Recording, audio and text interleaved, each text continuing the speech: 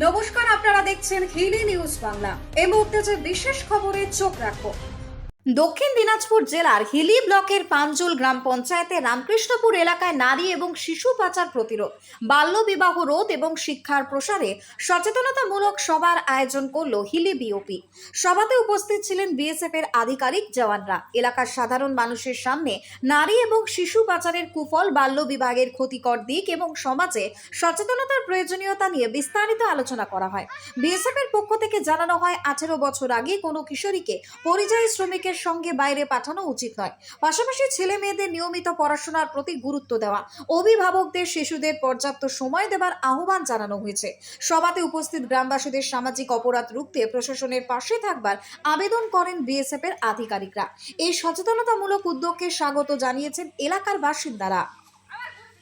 Bureau report, Hili news Bangla. প্রতিরোধ করার জন্য এখানে বিএসএফ থেকে একটা আলোচনা হচ্ছে এখানে রামকৃষ্ণপুরে। এই রামকৃষ্ণপুরে মানে এরা কোথাকার বিএসএফ এরা হিলি এসেছে? থানা। এরা কি বললো, মূলত কি বার্তা দিল? তারা বললো, বাইরে যারা যাচ্ছে তাদের হচ্ছে মানে যান পেশান ছাড়া যেন না যায়, বা হচ্ছে পরিচিত ছাড়া বাইরে যাওয়া নিষেধ করতে হবে। সেটা আলোচনা করার জন্য বলতেছে যে যাকে আমরা জানবো তাকে নিয়ে যেন যাওয়া যায়।